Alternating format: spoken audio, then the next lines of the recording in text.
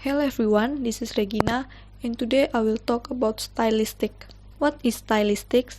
Stylistics is a branch of applied linguistics concerned with the study of style in text, especially, but not exclusively in literary works. Also called literary linguistics, stylistics focuses on the figures, tropes, and other rhetorical devices used to provide variety and distinctness to someone's writing. Or, in other words, stylistics is also a method of textual interpretation in which primacy of place is assigned to language. The reason why language is so important to stylisticians is because the various forms, patterns, and levels that constitute linguistic structure are an important index of the function of the text. The next one is modern stylistics. Stylistics in the early 21st century is very much alive and well. It is taught and researched in university department of language, literature, and linguistics the world over. For example, here I have three examples. The first one is feminist stylistics, the second one is cognitive stylistics, and the last one is discourse stylistics. Stylistics has also become a much valued method in language teaching and in language learning. Moreover, stylistics is interested in language as a function of text in context, and it acknowledges the utterance of literary or otherwise are produced in a time, a place, and in a cultural and cognitive context. These extra-linguistic parameters are inextricably tied up with the way a text means. The more complete and context-sensitive the description of language, then the fuller the stylistic analysis that accrues. The purpose of stylistic. There are three purposes of stylistics. The first one, stylistic analysis should be rigorous. The second one, stylistic analysis should be retrievable. And the last one is stylistic analysis should be replicable. The first one, the stylistic analysis should be rigorous. Should be rigorous means that it should be based on an explicit framework of analysis. The second one is stylistic analysis should be retrievable. It means that the analysis is organized through explicit terms and criteria, the meanings of which are agreed upon by other students of stylistics. The last one is stylistic analysis should be replicable. Be replicable does not mean that we should all try to copy each other's works, but it simply means that the methods should be sufficiently transparent as to allow other stylisticians to verify them, either by testing them on the same text or by applying them beyond the text. The conclusions reached are principled if the pathway followed by the analysis is accessible and replicable. To this extent, it has become an important axiom of stylistics that it seeks to distance itself from work that proceeds solely from untested or untestable intuition. Doing stylistics thereby enriches our ways of thinking about language, and as observed, exploring language offers a substantial purchase on our understanding of literary texts. That's all from me. I hope my explanation is clear and easy enough to understand. Thank you. Next, we will talk about foregrounding. The definition of foregrounding. In literary studies and stylistic, foregrounding is the linguistic strategy of calling attention to certain language features in order to shift the reader's attention from what is said to how it is said. While in systemic functional linguistics, foregrounding refers to a prominent portion of the text that contributes meanings contrasted with the background and which provides relevant context for the foreground. Next, we will talk about foregrounding in stylistic. foregrounding is essentially a technique for making strains in language or to extrapolate it. From Shklovsky, Russian term of ostranение, a method of defamiliarization in textual composition, whether the foregrounded pattern deviates from a norm or whether it replicates. The point of foregrounding as a stylistic strategy that is should acquire salience in the act of drawing attention to itself. It is cited from Simpson 2004. Next, we will talk about the example of foregrounding in stylistic. The first of all, this opening line from a poem by Rutger ranked high for the presence of foregrounded.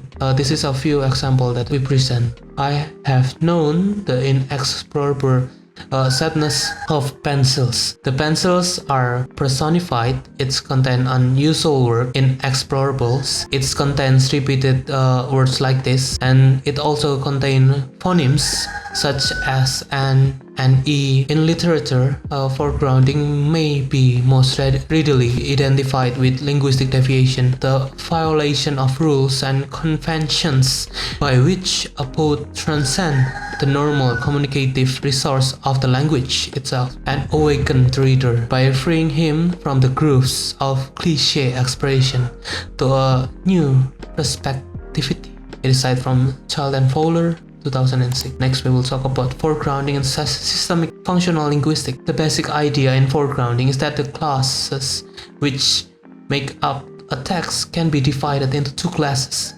They are clauses which convey the most central or important ideas in text, thus proportion which should be remembered, and there are clauses which in one way to another elaborate on the important ideas, adding the specificity or the contextual information to help in the interpretation of the central idea. Well, the clauses which convey the most central or important information are called foregrounded clauses, and their proportional content is foregrounded information. The clauses which elaborate the central proportions are called backgrounded clauses, and their proportional content is background information.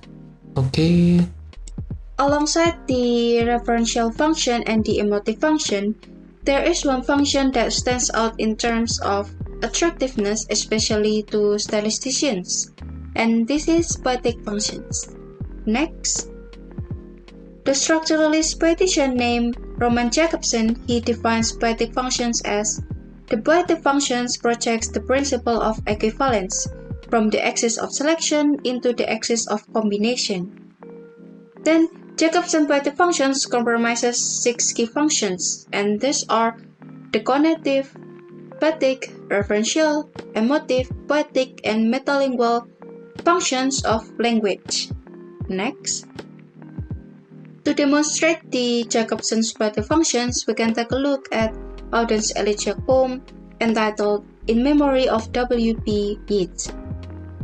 In the first opening line of the poem, a key verb has been removed, and we might consider what sort of word would make an appropriate entry.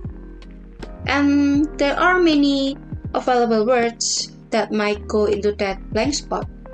Some words, if they are semantically compatible, it can be ruled out on the grounds of inappropriateness to the context, like passed away, or the informal idiom like kick the bucket, or we might prefer to put on a verb like died, where the word contextually neutral in keeping with the poem's funeral theme. Next, however, the missing verb is actually disappeared. He disappeared in the dead of winter. The clause test technique in stylistics is to force us to think about the pool of possible lexical entries from which a choice is ultimately made. This pool of available words is what Jakobson means by his term axis of selection. Now, take a look at how the 3-syllable word disappeared creates associative phonetic links with other words in the line. Like in the initial and final consonant D in disappeared, alliterates with tools in the same position of word dead. Also, the vowel E in disappeared the same as the vowel in he. And this type of vowel harmony known as assonance, and then it further consolidates points of equivalence across the phonetic line. However, there are also semantic as well as phonetic transferences in the line. Notice how it is the season, winter, which takes over the semantic quality of that. Thus, when it positioned together in the same grammatical environment, the words that and disappeared enable new types of signification. And later, the parallel drawn between the words opens up a conceptual metaphor, where the concept of death is represented in terms of a journey, or we commonly use death is a journey metaphor in everyday interaction, when we talk of someone passing away or going to a final resting place. And the point about Auden's technique suggesting the sense of being lost from a journey by implied connection between the process of disappearing, the references to the death, and then the seasons throughout the line. And to sum up, the way Auden uses the particular language patterns to establish connections, which is a principle of equivalence, between the words he chooses from the pool of possible words, which is the axis of selection, and the words that are combined across the poetic line, which is the axis of combination, is a good illustration of Jacobson's poetic functions. Thank you. For the next part, we will be talking about C1. Is there a literary language? We've learned a bit from the previous parts, A1 and B1, about what is stylistics and its development across the years. From the previous chapters, we understood that stylistics is very closely related and worked on with literatures. Through that, a paradigm or a stereotype has emerged that literatures are using what we normal people call it as a literary language. So the main question here is, to literary language or not to literary language?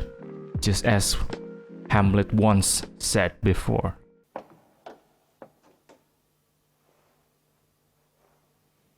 To literary language or not to literary language. That is the question.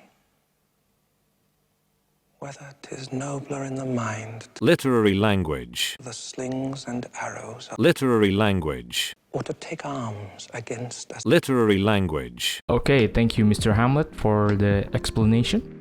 Well, the short answer is no. There's no such thing as literary language, as long as this book is written by Paul Simpson is concerned. But if I only say no, the presentation will stop here, so let's dive in deeper.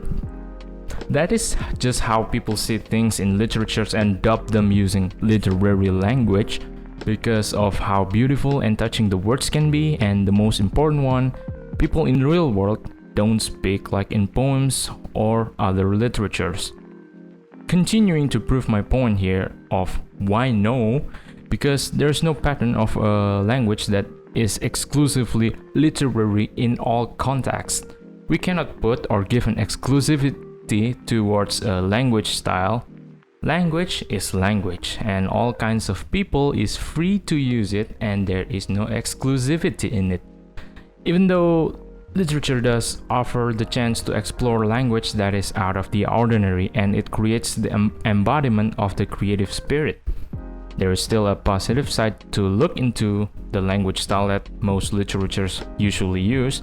It is how we can see the bright minds of humans in creating and experimenting with language. So beautiful, right? So, you might ask, if the answer is no, then why is this presentation still going? Well, because literary language, to literary language or not to literary language is still somewhat debatable until now. So, there are three main issues that stylisticians are mostly concerned are: language in literary texts should not be drifting too much from its common everyday discourse, meaning at a certain degree, the language in literary texts should at least use its common counterparts in everyday usage rather than substituting it with an old centuries old artistic words that we don't even understand now. With this being understood, Stylistics is mainly interested in what writers can do or achieve with and through language. With and through, you must get the core idea of this one. And moving on, the second point is giving a mark of literary language to a work is equal to limiting it and giving it a linguistic boundary, which is bad for the work itself and for the reader, and that is why this kind of nonsense must be eradicated.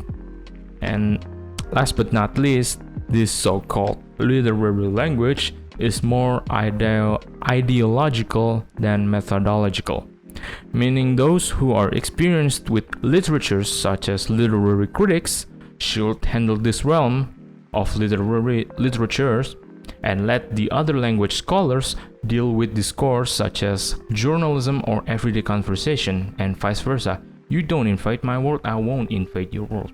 Just like that, simple.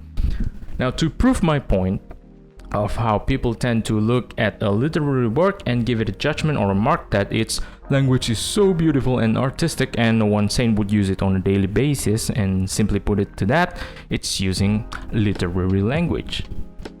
I will show you a poem, well actually a 2/3 of it, and I will show you the last stanza later as you read this poem, and I will recite it for you in a normal tone. Yes, normal tone, not how people normally recite poems, because I don't want to get it wrong.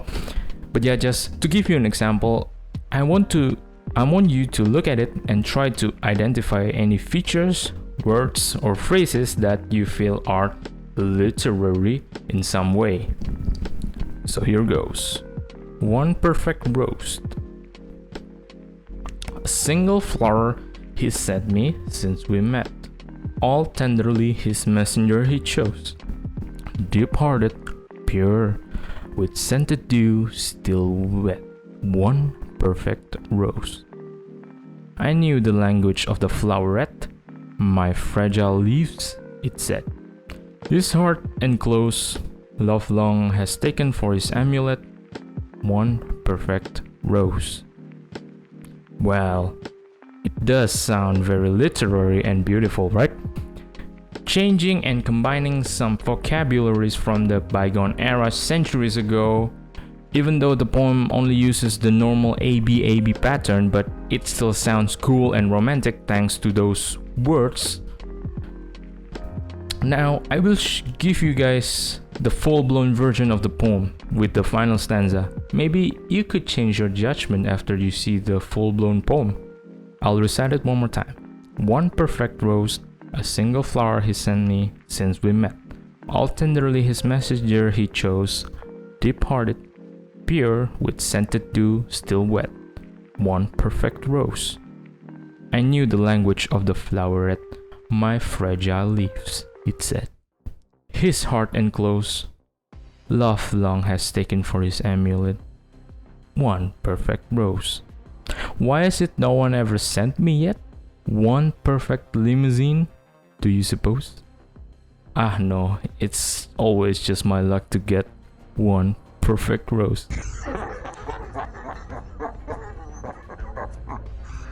Haha, got you guys there.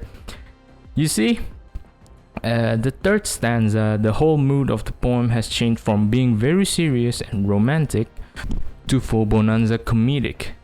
And some fun fact that the poem was written by Dorothy Parker in 1926, and she utilizes the style shift there very effectively to achieve the comic effect in the final stanza. Well, the key takeaway here is to treat the concept of literary language with a grain of salt and don't be too hard on it, but rather, literature is a way for someone to express themselves, and who knows, he or she might feel free through it rather than speaking normally with other people. So that is all from our group. Take care.